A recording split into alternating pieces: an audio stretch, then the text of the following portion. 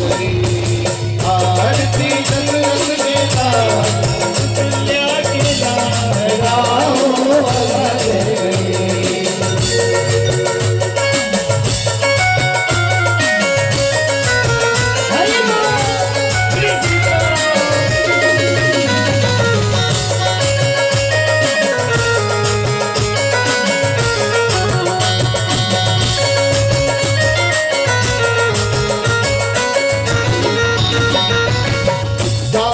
संतन शंभु भवानी प्रगट संभव होने में जानी व्यास आदि कवि वर्ष बखानी गाने वो सुनते यार के बलि बलिहरण से रस दीगी जो भगत यार को जो भक्ति चलन रोगी भव मोरी अमीगी माधव बिल्कुल दीदी जगमग जगमग रोत जली है राम आरती होने लगी है अवधपुरी में भजत बगाई तुलसीदास स्वामी आरती गाई कंचन थाल कपूर की भांति आरती करत नमन नरे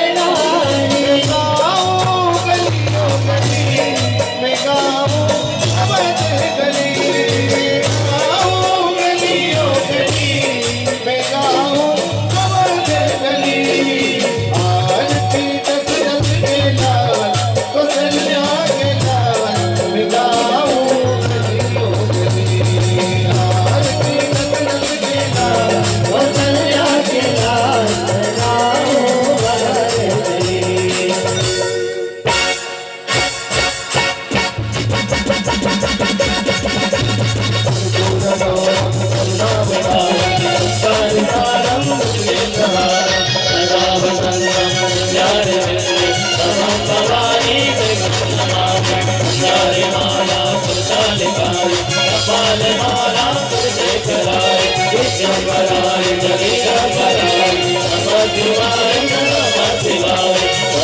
माता पिता त्वमेव त्वमेव बन्धो सखा त्वमेव त्वमेव विद्याधरणं त्वमेव त्वमेव सर्वं देव त्वमेव सर्वं देव त्वमेव सर्वं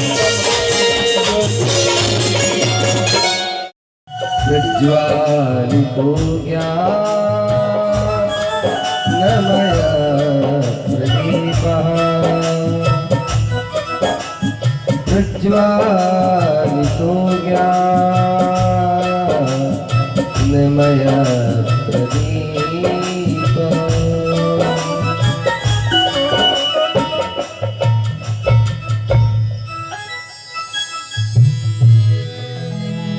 राधे राधे राधे राधे राधे।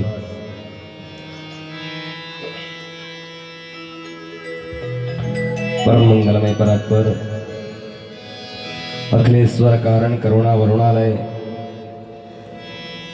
त्रिवृंदित पीताम्बरधारी भगवान श्री राघवेंद्र सरकार महाप्रभु की है दिव्य श्री रामचरितमानस नवह ज्ञान यज्ञ में आप सभी पधारे कथा के रस रसिक श्रोता बंधु माँ सीता और अनसुईया के पद चिन्हों पर चलने वाली माताएं बहनें बड़े बुजुर्ग इस यज्ञ को अपने मंत्र औषधि के द्वारा आप सभी की कर्ण सुधा पर प्रातः काल से ही देवताओं का यजन करने वाले विप्राचार्य यज्ञाचार्य कंठे सुधा वसति सा भगवत जनानाम जिनके मधुर कंठ पर ही भगवती माँ विराजमान होती ऐसे संगीत के रसिक संगीतज्ञ बंधु और आपके श्रोत्र इंद्रियों तक मधुर भगवत कथा को पहुंचाने वाले हमारे साउंड वाले भैया, आप सभी का कथा में बहुत बहुत स्वागत है। आइए, नृत्य के प्रति आज भी हम पंचम दिवस की सभा में अवगाहन से पूर्व मंगलमय भगवान का नाम लें, करतल तालियों की सेवा देते हुए, जिससे आपके भीतर जो अघ बैठे हैं वे पाप तालियों बजाते ही अपना स्थान त्याग दें और भगवान की जिस मधुर कथा का श्रवण करने हेतु आप यहाँ विराजमान हैं, आप बड़े श्रद्धा भाव से इस कथा का श्रवण कर सकें, उससे पूर्व उन अघों को, पापों को भगाना आवश्यक है। इसलिए सभी मेरे साथ आनंद से गाएंगे। क्या? सीताराम जय सीताराम, सीताराम जय सीताराम, सीताराम जय सीताराम, राधे श्याम जय राधे श्याम, राधे श्याम जय राधे श्याम, सीताराम जय सीताराम, सीताराम जय सीताराम, राधे श्याम जय राधे श्याम, राधे श्याम जय। सब गाइए।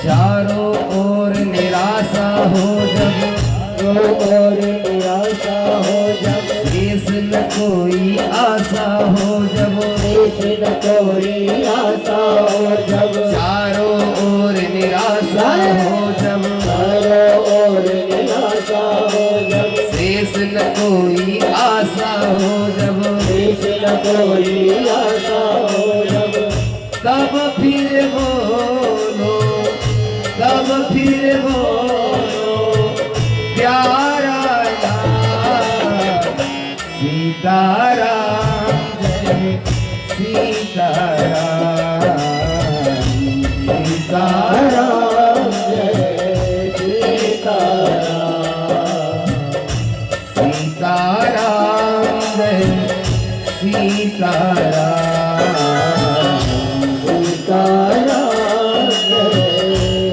सीताराम, सीताराम जय सीताराम, सीताराम जय सीताराम, सीताराम जय सीताराम,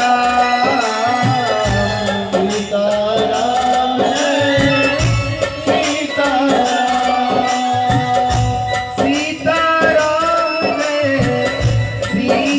सीताराम, सीताराम जय सीताराम, राधे श्याम जय राधे श्याम, राधे श्याम जय राधे।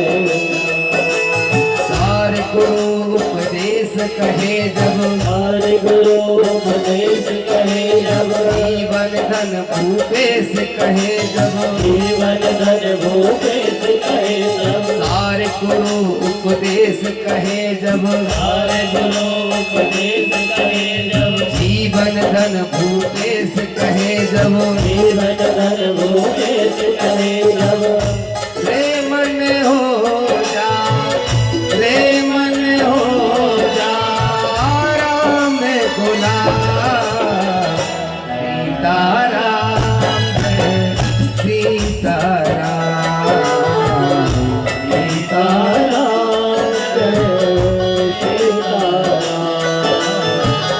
राधे श्याम जय राधे श्याम राधे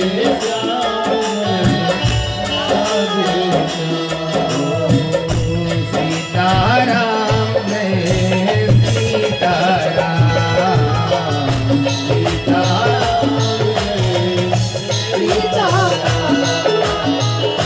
राधे श्याम जय राधे श्याम राधे ओ सीताराम जय सीताराम जय जय राधे श्याम जय सीताराम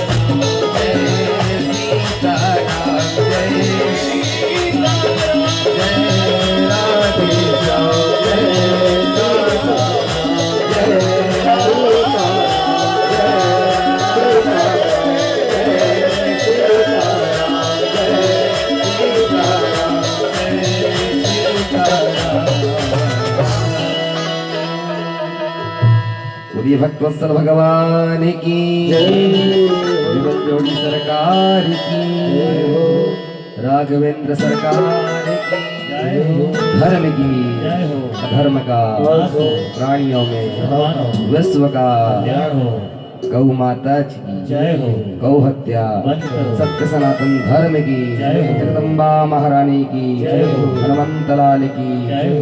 भोलेनाथ की जय हो। गंगा मैया की जय हो। रेवा मैया की जय हो। सरजू मैया की जय हो। गोस्वामी तुलसीदास जी महाराज की जय हो। महर्षि वाल्मीकि महाराज की जय हो। काशी विश्वनाथ की जय हो। हर हर महादेव।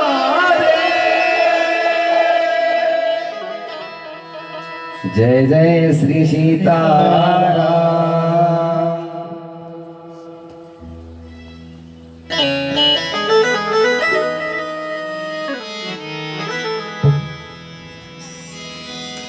राम कथा सुनी बे को रसिया राम कथा सुनबे को रसिया। हनुमान जी महाराज आने वाले हैं। जहां जहां राम जी की कथा होती है हनुमान जी वहां पहुंच जाते हैं। इसलिए जब भगवान भी भगवान की कथा को सुनने के लिए आ जाएं तो वे जब रसिक श्रोता बन करके बैठे तो हमें भी उनका ख्याल रखना चाहिए।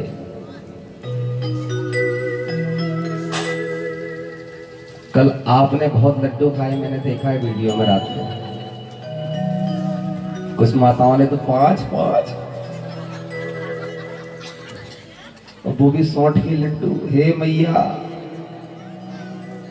शीतकालीन समय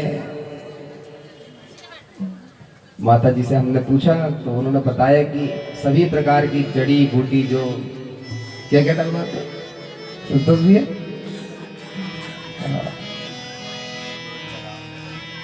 शुद्ध घी के द्वारा। और वाह, और कुछ माताओं ने तो यहीं पर, और जैसे वो मुख में लड्डू को डाल रही थी उस समय का जब हमने वीडियो देखा, हमने कहा राम जी देखिए आपके जन्मोत्सव में इस प्रकार से मैया सबरी भगवान इसी तरह देखिए प्यारी माँ अम्मा जी के द्वारा आप जानते हैं इस कथा के जो आयोजक हैं, आपसे एक निवेदन करें माताएं, जब कथा आरंभ हो जाए तो आप लोगों को थोड़ी देर वहीं बैठ जाना चाहिए। उसके बाद तो हम सभी को बुलाते हैं, आरती के समय आप सभी यहाँ आ जाएंगे। तो हाँ ठीक, आपने फूल लाए हैं पुष्प राम जी को चढ़ाइए। और मेरे राम जी, आप सभी के जितने भी दुख दारिद्र है ना, वो इन 9 दिनों में दूर कर देंगे, देख लेना आप। जो भी आपके कष्ट है यहाँ आकर के कहिए, राघवेंद्र सरकार के कानों में। यहाँ देर नहीं लगती, बड़े सरकार बैठे हैं, हनुमंतलाल जी पहरेदारी देते हैं। इसलिए राघवेंद्र प्रभु से जब आप आए, जब प्रातःकाल आप आते कथा में, इसलिए हम कहते हैं हमसे पूर्व आना चाहिए। कुछ नहीं तो व्यासपीठ की 3 परिक्रमा करना चाहिए श्रोता को। कितनी? 3। एका चंद्या रवे सप्ता कार्य त्रिंस बनाए कहा, अपने कार्यों में विघ्न ना आवे। माँ दुर्गा की कितनी परिक्रमा करनी चाहिए जब मंदिर जाते हैं तो? एका चंद्या, 1 परिक्रमा माँ दुर्गा की जाती है। कितनी? 1। रवि सप्ताह, भगवान सूर्य की 7 परिक्रमा करनी चाहिए। कार्य त्रिंस बनाए कहा, भगवान विनायक की जो सभी कार्यों में निर्विघ्नता पूर्वक आपको सफलता प्रदान करते हैं, ऐसे भगवान गणेश की 3। हरेश्चंद्र सा साक्षात, भगवान विष्णु की, राम जी की 4। शिवस्य प्रीतिदायकम, तो भगवान शंकर की आधी परिक्रमा होती है कहाँ? जहाँ पर निर्माल्य जल ऊपर से प्रवाहित होता है, लेकिन जहाँ भोलेनाथ का दिव्य विग्रह रखा रहता है, साक्षात भगवान शंकर विराजमान होते हैं, वहाँ पर 1 पूरी परिक्रमा कर लेनी चाहिए।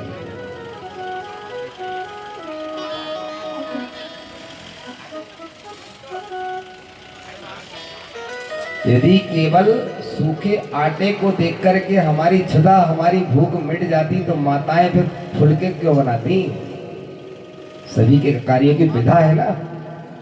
गेहूं को आपने पिसाया, आटा बनाया, फिर मला, गूथा, पेड़े बनाए, फिर छोटे छोटे फुलके, फिर सेके। और सेकना भी उसे एक लिमिट मात्रा में। यदि भाई अधिक मात्रा में सेके गए तो क्या होगा? जल जाएगी। तो जला कौन खाएगा? नाक मना कर देगी, बोले नहीं नहीं ये तो जल चुकी है, अलग करो। आंखें मना कर देंगे, अलग करो, जल चुकी है। और कच्ची रह गई तो भी कहेंगे अरे बस।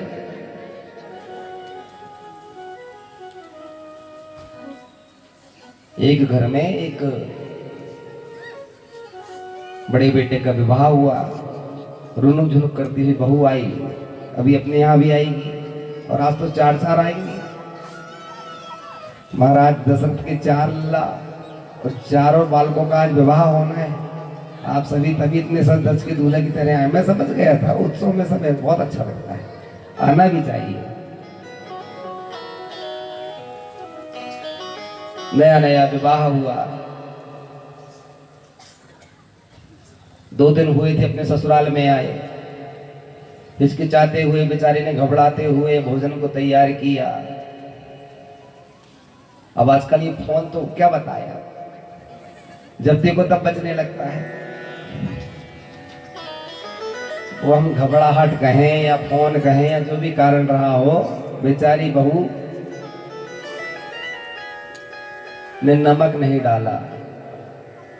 अब भोजन पहला दिन था बनाया, सासू माँ से कहा माता जी थोड़ा सा देखिए, और जो चक्की तो थोड़ी तेज स्वभाव की थी माता जी। तेरे बाप ने ऐसे सिखाया, माँ ने कुछ नहीं बताया तेरे को। अब बेचारी घबराई और नीचे सिर करते हुए 2-4 बातें उसको बहुत तीव्र, यही सीखा कैसे भोजन बनाते। क्या हो गया माता जी? एक ग्रास तो चखा है आपने और उसमें 2-3 गालियां। बहू बेचारी घबराई। कल से ध्यान रखना, ऐसे भोजन नहीं बनाते। ठीक है माता जी।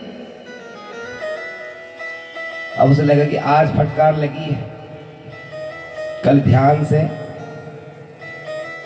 नमक डालना है। आज बिना नमक डाले भोजन बन गया। दूसरे दिन जब वह भोजन बनाने के लिए तैयार हुई तो उसने याद से एक बार डाला, किसी का इतने में फोन आ गया। उसे लगा कि ओहो मैंने नमक नहीं डाला, चलो नमक डाल दूं, आज पुनः डांट पड़ेगी। गलती से एक नहीं 2 बार डल गया। माता जी के सामने आज बड़ी प्रसन्न मुद्रा में आई, माता जी ये आज चखिए। और जैसे माता जी ने एक ग्रास लिया, ऐसे भोजन बनाते हैं, और फिर 2-4 गा लिया, खाने लायक है ये भोजन। अब क्या हो गया, पूरा खाना कर दिया। और गुस्से में गई रसोईशाला में, किचन में जाकर ये नमक 2 दिन से गालियां खिलवा रहा, उठा करके नमक का डिब्बा ही फेंक दी। अब बोलो नमक की कोई गलती है? गलती नमक की नहीं है, गलती हमारी है। स्वाद अनुसार हमें जितना उपयोगिता में लेना चाहिए उतना लें। अब कोई कहे कि नमक का दोस्त है इसलिए 2 दिन गाली मिल, नहीं भाई।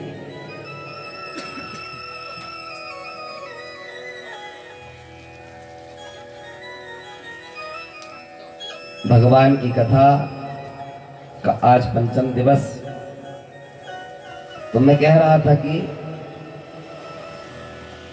अम्मा जी ने कल आप सभी को खूब लड्डू पवाए, और वो भी शुद्ध सामने से बनवा करके, ऐसा भी नहीं कि बाजार से लेकर के आई हो, सस्ते वाले ले आते हैं कुछ लोग। अच्छा, कुछ लोगों ने ध्येय बना के रखा हुआ, घर में कथा होती है सत्यनारायण की, हाँ बोले काम करो 5 रुपए दर्जन के केले दे दो, जाएंगे तो पंडित जी के घर ही। पर चढ़ाएगा कौन ये नहीं सोचा कभी आपने? यजमानी तो चढ़ाता है अपने हाथों से, और भगवान से कहता है प्रभु तेरा तुझको अर्पण क्या लागे मेरा, हे राम जी ये केले आप पाना, ये फल आप ले लेना, और इसके बदले में लल्ला ले लेना, मेरे लड़के की नौकरी लगा देना, मेरे छोरी का विवाह करवा देना। और फिर पिलपिलाता हुआ यदि का अपंग उत्पन्न हो गया तो राम जी कहते जैसा तुमने हमें चढ़ाया था वैसी हमने 1 उंगली कम कर दी। जिस तरह हम हमारा उत्सव मनाते हैं, जिस तरह हम हमारे लिए पवित्रता रखते हैं, स्वच्छता रखते हैं, इसी प्रकार भगवान के लिए भी करना चाहिए। हे ठाकुर पहले आपसे जो कुछ बच जाएगा उसे हम हमारे लिए ग्रहण करें। हम इतनी भी स्वार्थी ना बने कि पहले ईश्वर को भूल जाए। बाबा तुलसी तो यहां तक कहते हैं तुम ही निवेदित भोजन करही, प्रभु प्रसाद पट भूषण धरही। आपको ऐसा लगता है कि किसी चीज में दोष है, राशन में है, भोजन में है, फल में है, वस्त्र में है, आभूषण में, संसार की प्रत्येक वस्तु में आपको दोष मिलेगा। आप में भी मिलेगा, मुझे मेरे भीतर भी दोष मिलेंगे। सबके भीतर गुण और दोष होते हैं। उन दोषों से मुक्ति निवृत्ति के लिए क्या करना चाहिए? बाबा तुलसीदास जी कहते हैं तुम ही निवेदित भोजन करही। आपने भोजन बनाया, भगवान के भोजन को बनाते समय बहुत सावधानियां बरतनी पड़ती है माताएं। कैसे? जब भगवान का भोग बनता है तो मुंह से फूंक नहीं मारा जाता, उफान आती है। तो कुछ जगह हमने देखा वे फूंक मारते हैं, और परसों हमने एक फूंक मारने की कथा बताई थी, छू। तो छू अलग होता है, फूंक अलग। लोग फूंकते हैं मुख से गई हुई वायु। जब ठाकुर का पदार्थ तैयार होता है, भोजन तैयार होता है, तो वह जूठा हो जाता है। भोजन बनाते समय अपने शरीर की मुख में, कान में, नाक में इत्यादि में उंगलियां नहीं देनी चाहिए। ऐसा ना हो कि भगवान का भोजन दूषित हो जाए। इसलिए पवित्रता और सावधानी से भगवान का भोग तैयार किया जाता है। और जब भोजन तैयार हो जाए तो राम जी के भोजन में तुलसी दल डाल दीजिए। क्या होगा? उस अन्न में जो कुछ भी दोष था, किसान के घर से कटा हुआ अनाज बाजार आया, बाजार से आपने खरीदा, फिर चक्की गया, वहां से आपके घर आया, आपने उस जल में मिलाया, नमक मिलाया, इत्यादि पात्रों से लेकर के जहां कहीं भी थोड़ा बहुत लेस मात्र दोष होगा वो तुलसी दल मिलाते ही सारा दोष, और भगवान प्रेम से पा लेते हैं। और हमने जल उतारा और प्राणाय स्वाहा पानाय स्वाहा नहीं भी बोल पाते हैं यदि, तो भगवान को प्रेम से भोग लगाना चाहिए। जीवन की उपयोगिता की बातें हैं। गृहस्थी को जितना सावधान रहना होता उतना सन्यासी को नहीं होना होता।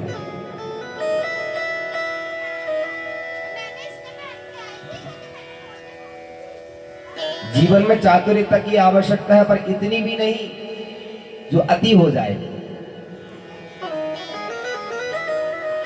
दो भाइयों के बीच में बंटवारा हुआ, माता पिता गुजर गए, बंटवारे में दो वस्तुएं थी, एक कंबल और एक भैंस। छोटे भाई ने बड़े भाई से कहा भैया आप बंटवारा करिए। बड़े भाई ने कहा नहीं नहीं छोटे, आप मेरे से अनुज हो, छोटे हो, आपको लेना चाहिए। और खा लो सुबह सुबह से रोटी, दो बार खा ली, हो गया सीताराम। अभी देखो सबकी नींद भाग जाएगी। बड़े ने छोटे से कहा आप मेरे से अनुज हो, मेरे छोटे हो, पहले आप ले लो। नहीं नहीं बड़े भैया आप बड़े हैं, आप गलत थोड़ी करेंगे। तो बड़े भैया बोले ठीक, दिन में कंबल तुम्हारा और रात्रि में हमारा। अच्छा भैया ठीक। 24 घंटे में 12 घंटे का दिन, तो बोले दिन में तुम यूज करना इसे, तुम्हारी उपयोगिता, और रात्रि में मेरे पास। और भैया बोले दूसरा हिस्सा भैंस, हाँ बोले इसका बताए देते हैं, इसका अग्रभाग तुम्हारा मुख वाला आधा, और पीछे वाला। बोले वाह दूध आप खाओगे? बोले गोबर कौन फेंकेगा, गोबर भी तो हम ही फेंकेंगे। हाँ बोले ठीक है। तो अब दिन भर तो वह दोनों भाई काम करें, कंबल टंगा रहे, एक भैंस चराना चली जाए, और सायंकाल हो तो बढ़िया वह दूध दोहले और तान पैर ओढ़ कंबल और खर्राटी बजा करके सोई। ये ठिठरे बेचारा, ठंड का समय, महीने बीत गए। ये कहे हे भगवान ऐसा भैया और ऐसा बंटवारा किसी को ना कराए। ये बड़ा उदास बना। अब इसका रोज का काम, दिन भर भैंस चराए, शाम को बढ़िया वो गटक के दूध पीवे और तान पैर कम्बल उड़ के सो जाए। एक महात्मा गुजर रहे थे, क्या हो गया? बड़े रुष्ट बना बैठे हो। अरे क्या बताएं गुरुदेव, क्यों? माता पिता गुजर गए। हाँ तो बड़ा भैया, हाँ बड़ा भैया ने, बड़े भैया ने दो बंटवारे किया। कैसे? सारी कथा व्यथा बताई। अरे कहा इसमें क्या बात है? महाराज बोले दिन भर तो कंबल रखा रहता है, रात्रि में भय ओढ़ लेता है, मैं उसको उपयोग ही नहीं कर पाता हूं। और भैंस दिन भर मैं चराता हूं, भैंस का पेट मैं भरता हूं और वो उसका पेट वो खुद भर लेता है, शाम को पूरा दूध गटक लेता है, इतना सा भी नहीं देता। और महात्मा बोले चिंता मत कर, उपाय वहीं छिपा हुआ है। वह कैसे? मुझे क्यों नजर नहीं आया? सुनो, आज जब संध्या के समय होगा तो सायंकाल में भैया जब कंबल मांगे उसके आधे घंटे पहले एक भगोने में पीतल बर्तन में पानी में लेना और उसमें कंबल को डुबो देना, और जैसे ही भैया मांगे तो उसे वही गीला कंबल दे देना। उसने वैसे ही किया। लाओ, बोले शाम हो गई, हमारा कंबल लाओ। अच्छा ठीक ला रहे हैं। उसने लिया, दिन भर तो सूखा रखा था और शाम को बस पानी निकल रहा है। ये क्या बात है? बोले वाह, हमारा कंबल दिन में हम कुछ करें, रात्रि का समय तुम्हारा है, तुम रखो, अब तुम इसे सुखाओ और ऐसे कीले ओढ़ के सो, हमें क्या करना। पूरी चातुर्यता निकल गई 1 मिनट में। और महात्मा ने दूसरा मंत्र बता कर गए थे, दूध अकेला पी लेता, भैंस तुम चराते? बोले हाँ गुरुजी। ठीक, तुम्हारा भाग कौन सा? बोले मुख वाला, आगे का। ठीक, जब आज तुम भैंस दोहने बैठोगे तो डंडा लेके खड़े हो जाना। अब वो दोहने बैठा बाल्टी लेकर के, अब वो दिखाए डंडा और भैंस मारे लात। वो कही ये क्या बात है, तुम हमको भैंस दूध नहीं निकालने दे रहे? बोले वाह, हमारा क्षेत्र है, आगे का हम मुक्का मारे चाहे डंडा मारे, ये क्या बात हुई? तुम तुम्हारी तरफ कुछ करो ना, हम पी सकते ना तुम। तो अति चातुर्यता भी ठीक नहीं है। इसलिए भगवान कहते हैं सरल बन जाओ। भक्ति के अनेकों मार्ग है, और जितना हम सरल और सहज समझते हैं उतनी सहज और सरल भक्ति है भी नहीं। तब इतना सरल और सहज नहीं है। वैराग्य कह देना अलग है, लेकिन उसे धारण करना इतना सरल और सहज नहीं है। आपने सुना होगा महाराज भर्तरी की कथा। संसार में इतनी आसक्ति थी और एक क्षण में वैराग्य आ गया।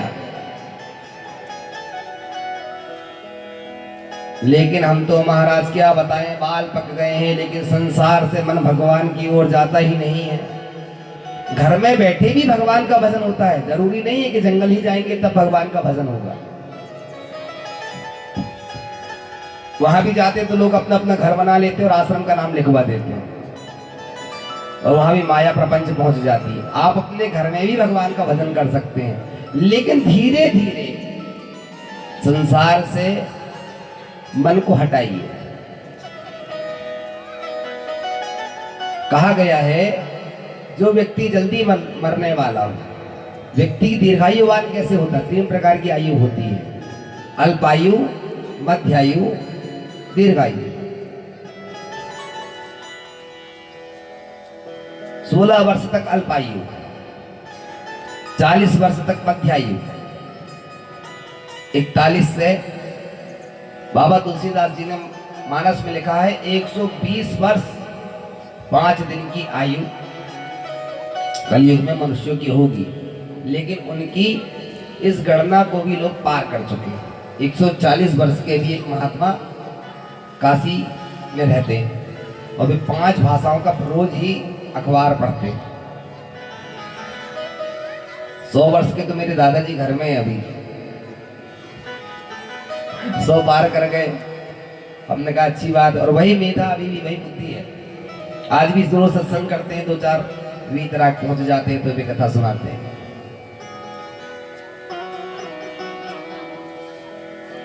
एक 106 वर्ष की एक माता जी मिली थी, एक जगह कथा करने गए थे, तो वे गृह कार्य में सूपा लेकर के कुछ, हमने कहा क्या कर रही है? तो कहा चना को फटक रही हो, मटेरा जो रहता है वो आ जाए तो अलग अलग करता है। हमने कहा इस अवस्था में? बोले हाँ हो जाता है। पर उनसे एक चीज सीखने को मिली, वे कार्य भी करती है और नाम भी जपती है। हम हमारे कार्यों में भगवान का नाम, वृंदावन हरिद्वार में होता क्या, जब माताएं भोजन बनाने को बैठती हैं तो राधे राधे जपने लगती हैं। दही मथने के लिए बैठती हैं तो भगवान का नाम जपती हैं। भगवान का नाम सिर्फ एक अवस्था में नहीं जपा जाता, जब शरीर सूतक और पातक से ग्रसित होता है, अथवा जब हम शौच क्रिया करते हैं। एक व्यक्ति ने एक जगह सुन लिया कि पेट पढ़ना पाप है, और सारे लोगों को जा जाके बताए वो, अरे सुनो पेट पढ़ना पाप है, पेट पढ़ना पाप है। एक बुद्धिजीवी व्यक्ति ने जब इस बात को सुना तो उसने कहा कि अरे वाह, ऐसे कैसे हो जाएगा? जिन वेदों में भगवान का नाम गाया गया है और वे वेद की ऋचाएं कहती हैं उत्तिष्ठत जागृत स्वप्न वरण्य बोधता, उठो जागो, सो गए हो, सोने की 3 अवस्था, और सुसुप्ति अवस्था में भी आप भीतर चले गए हो और स्वप्न जगत में विहार कर रहे हो, विचरण कर रहे हो, तब भी भगवान का नाम जपना चाहिए। ये क्या कह रहा है? वेद पढ़ना पाप है। उसने कहा बताओ कहां लिखा? कहा ये देखो। तो वह उस ग्रंथ की अंतिम लाइन थी। पीटीओ पेज पलटाओ और आगे लिखा हुआ था, वेद पढ़ना पाप है कब? जब शरीर दूषित हो अथवा अशौच अवस्था में आप मलमूत्र का त्याग कर रहे, तब भजन नहीं किया जाता, तब वेद पाठ नहीं किया जाता। उसने आगे की बात तो सुना नहीं, जितना सुना करने करने जपन जना, और सभी को जाके बता गए। बात को पूरी सुननी भी तो चाहिए, समझना चाहिए। लोग समझना नहीं चाहते बात को। एक नगर में सुबह से हल्ला हो गया, किसी ने कहा महाराज मुन्नी मर गई। सब रो रहे, क्या हो गया? बोले मुन्नी मर गई, बड़ी अच्छी थी। अच्छा, मरने वाले को देखो, आप उसको जानते तो कुछ नहीं, पर उसके लिए बस दुहाई देने लगते हैं। आहा, हमने देखा था, उन्हें देखा बिल्कुल नहीं, पर कहेंगे जरूर हमने देखा था, उनके जैसा कोई बीत रात नहीं था। क्या बताए, बड़ी अच्छी थी मुन्नी। सुबह से दो चार माताओं का तो आहा, सही कह रहे हो, हमने भी सुना था उनके बारे में, कभी हमने बुराई नहीं सुनी उनकी। आहा, मुन्नी मर गई। अब वो 2 से 4, 4 से 8, 8 से पूरे गांव और पूरे शहर भर में, नगर भर में, राजा के महल में यह बात पहुंची। राजा की रानी ने जैसे सुना, सेविकाओं ने बताया कि महारानी आपको कुछ पता है क्या? बोले मुन्नी मर गई। तो वह भी रोने लगी। राजा ने सुना, क्यों, क्या बात हो गया? कहा महाराज क्या बताए, आपको नहीं पता क्या? मुन्नी मर गई, कितनी अच्छी थी। तो राजा भी बैठ कर रोने लगा। नगर में जो गुरुजी रहते थे, पंडित जी, वे राजमहल में पहुंचे। राजा से कोई कार्य था। आते हुए मार्ग में रोते हुए लोग मिले। राजमहल तक आए तो रानी भी रो रही, राजा भी रो रहा है। क्यों रो रहे हो? कहा गुरुजी आपको नहीं पता क्या, सुबह सुबह से, अरे इतनी अच्छी थी, नाम काम सब में बड़ी वीतराग थी। ओह, कौन? अब मुन्नी मर गई। अरे कहा मूर्ख, रोना बंद कर। क्यों महाराज, जानते भी मुन्नी कौन थी? वो अपने यहाँ कुम्हार था ना, मिट्टी ढोने वाला, उसकी गधैया का नाम मुन्नी था। जबरन में रो रहा, मुन्नी थी महाराज। बात तो पूरी समझते नहीं। बिना विचारे जो करे सो पाछे पछताए। हमें ईश्वर ने यहाँ क्यों पहुंचाया, पहले इस बात का मूलतः इस बात का बोध हो जाए। मनुष्य शरीर क्यों मिला? खाने पीने के लिए मिला। साहस शास्त्र कहते हैं, ज्ञानेन हीना पशुपि समाना। जीव और पशु में भिन्नता क्या है, भेद क्या है? गाय भी खाती, हम भी खाते हैं। वही भी निद्रा लेती, हम भी निद्रा लेते हैं। वही भी संतान को उत्पन्न करती, हम भी। मलमूत्र वही भी त्यागती, हम भी त्यागते हैं। एक भेद है महाराज, क्या? बोले वह ज्ञान को प्राप्त नहीं कर पाती है और मनुष्य ज्ञान को प्राप्त कर लेता है। और वही मनुष्य, शास्त्र कहते हैं, ज्ञानेन हीना पशु भी समाना। वही मनुष्य यदि ज्ञान से हीन हो जाए तो क्या होगा? उसी की भांति जान पड़ता है। इसलिए अधिक से अधिक प्रयास करना चाहिए। भगवान आपने हमें यह मानवीय सृष्टि में मनुष्य बनाया, जो भी बनाया हो, महिला पुरुष इत्यादि, लेकिन आपने बहुत बड़ी कृपा की है। बहुत अच्छी बात है। कोविड-19 का ये प्रकोप अभी भी सुनाई पड़ रहा है। सैनिटाइजर की व्यवस्था की गई है। जिन माताओं के पास में मास्क नहीं है, वे भरत भैया से संपर्क करें। मास्क का प्रबंध 3 दिन पूर्व से ही हमने बोल दिया था कि कथा में जब हम आएंगे तो ये 2 चीज़ें आप विशेष करके रखिएगा। जिनके पास में मास्क नहीं है वे थोड़ा सा, ये तो राघवेंद्र सरकार की कथा है, यहाँ तो होना जाना कुछ नहीं है, पर सावधानी अपने हाथ में। प्रभु पर आश्रित हो जाना अच्छी बात है। जो भगवान पर एक बार आश्रित हो जाता है, उसे किसी प्रकार के कष्ट नहीं होते।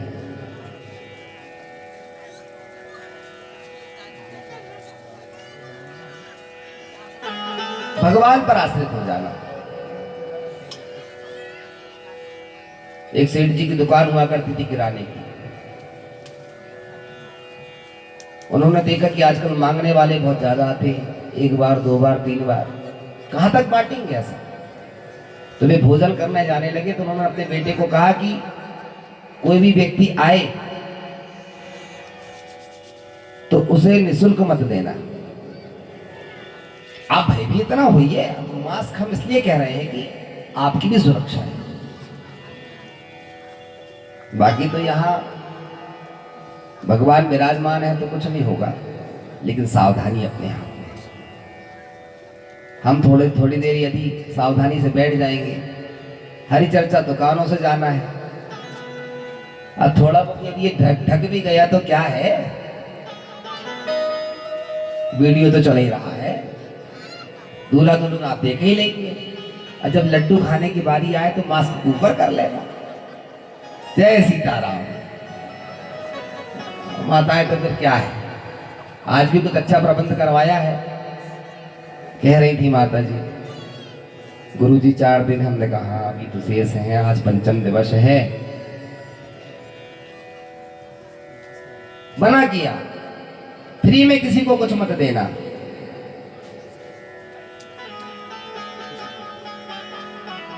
एक महात्मा पहुंचे उसी दुकान में और उन्होंने कहा कि आप हमें थोड़ा सा नमक दे दीजिए। उसे पता नहीं था नमक और जहर के डिब्बा एक समान था, वही भी सफेद था, वही भी सफेद। मालिक ने लिया और दे दिया। वे गए, ठाकुर जी को भोग लगाए और प्रेम से पाके और लेट गए। सेठ जी आए, उन्होंने अपने बच्चे से पूछा किसी को कुछ बेचा? बोले बेचे तो नहीं पिताजी, एक महात्मा आए थे, उन्होंने नमक मांगा। कहां से निकाल करके दिए थे? यहां रखा हुआ था। ये नमक नहीं, ये जहर है। किधर गए हैं? पूर्व दिशा में। तुम यही रहना, मैं आता हूं। दौड़ी, वे भोजन पा चुके थे, भगवान को भोग लगाया,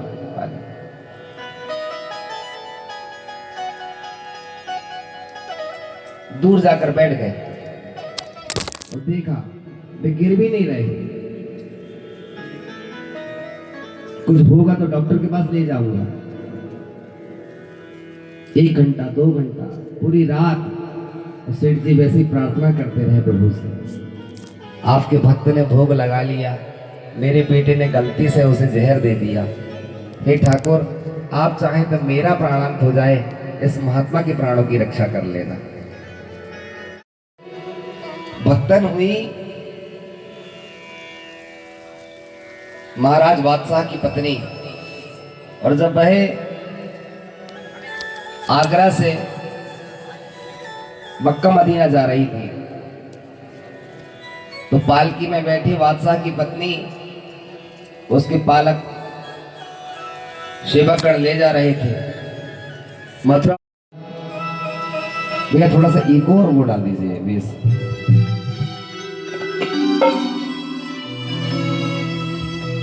सरकार चुप के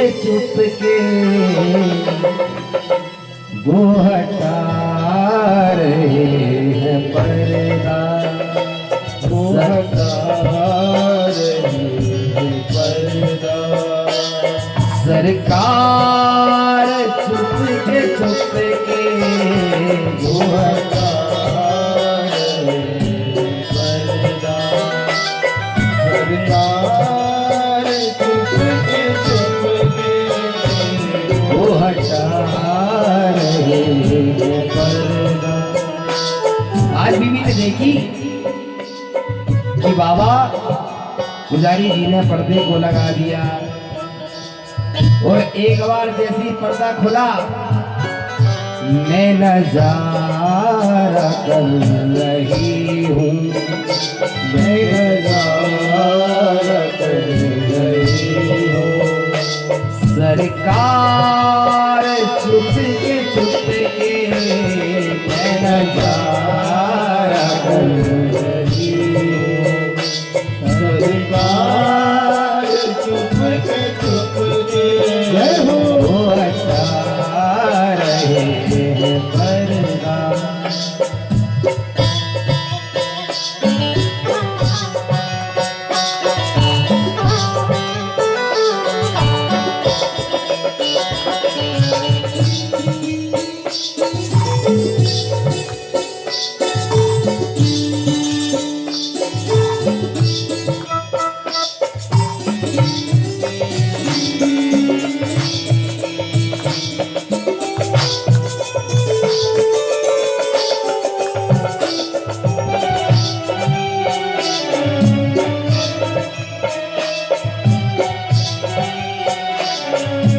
राजबीबी गई, उसने देखा पर्दा खोला, वाक्य विहारी से एकाकार हुआ। क्या कहती है? वो झुकी झुकी निगाहें, वो हंसी भरे सारे, वो झुकी झुकी निगाहें, वो हंसी भरे सारे, वो झुकी झुकी निगाहें, वो हंसी भरे सारे, वो झुकी झुकी निगाहें, वो हंसी भरे सारे, मुझे दे रहे हैं शायद, मुझे दे रहे हैं शायद पैगाम छुप के मुझे दे रहे हैं शायद पैगाम छुप के वो हटा रहे हैं पर्दा। सरकार छुप के वो हटा रहे हैं पर्दा।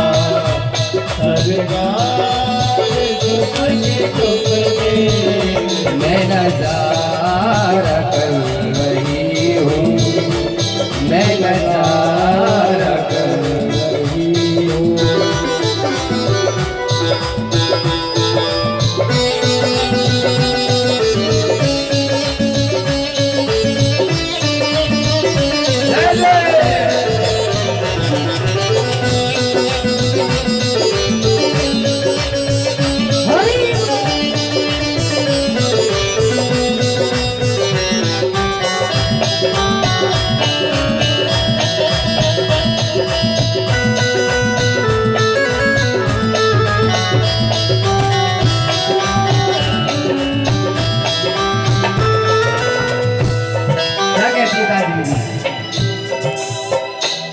सावन छवि पे तेरी बलिहारी बारी बारी, सावन छवि पे तेरी बलिहारी बारी बारी।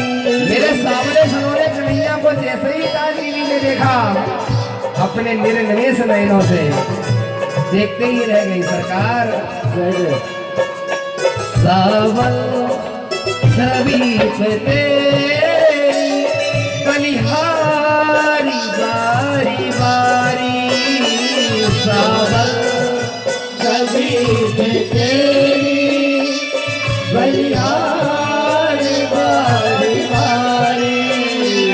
गोकुल की गोपियाँ भी है तुझ पे बारी बारी, गोकुल की गोपियाँ भी है तुझ पे बारी बारी। मेरे सावरे सलोने, मेरे सावरे सलोने, मुझको नहीं भुलाना, वो हटा रहे हैं पर्दा। सरकार चुप के वो हटा रहे हैं पर्दा।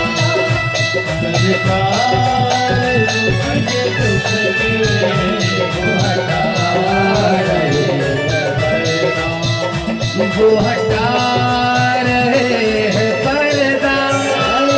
सरकार चुप के वो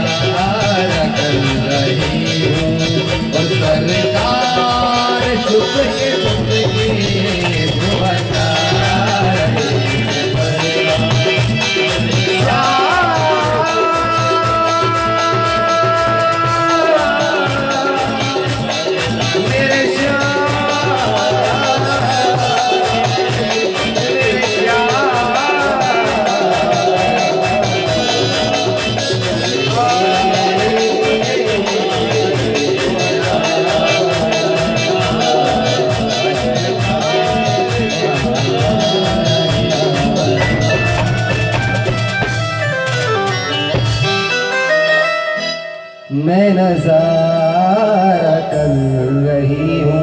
और जो एक बार कन्हैया से नैन मिले दोबारा नहीं गई, सब कुछ भूल गई ताजी दीदी। बोले सबसे बड़ा खुदा तो यही बैठा है, क्या जाऊंगी उससे मिलने जो यही मिल गया मुझे।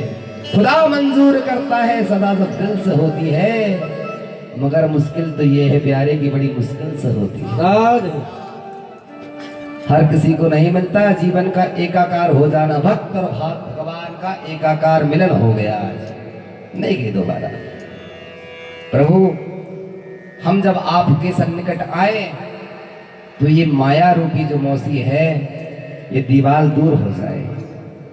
वह तब होगी जब हमारा भजन प्रगाढ़ होगा, हमारी साधना प्रबल होगी। इस पर मिलता है।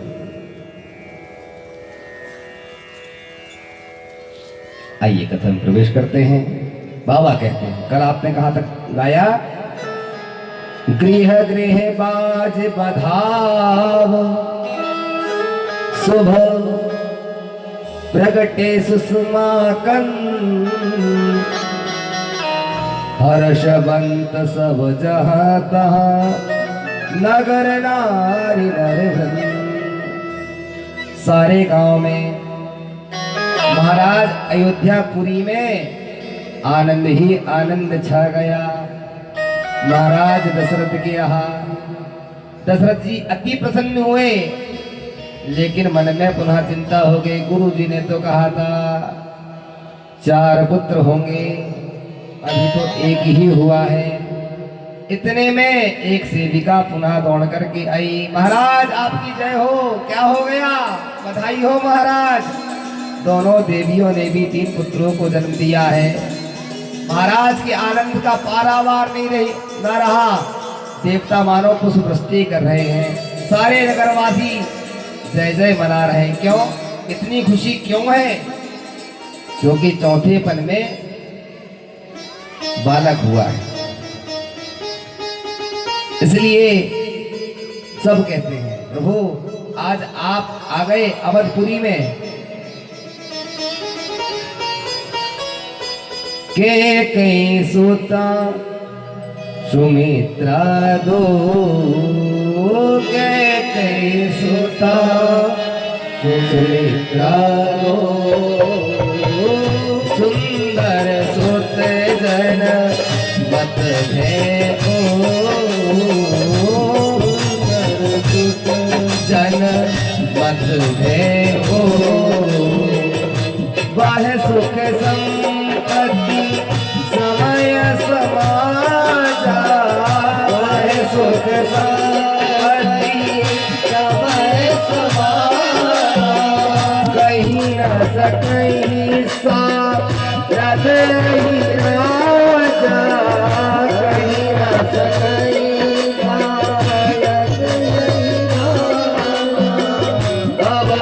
पूरी सो रही।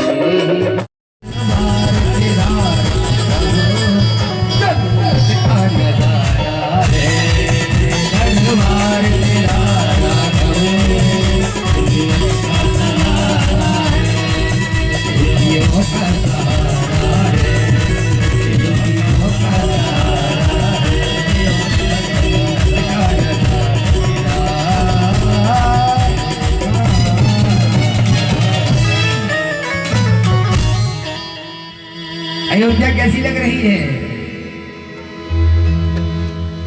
तो तेरा दर तो हकीकत में वो जन्नत का नजारा है। वो दरबार तेरा राघव वो दुखियों का सहारा है। भगवान का दरबार सुखियों का तो होता ही है, पर मैं कहता हूं मेरे राघवेंद्र सरकार का दरबार जो है वो दुखियों के लिए है। आप आए और आप अपने जितने भी अघ कष्ट पाप दुख दारिद्र हैं सब राघव जी के कारण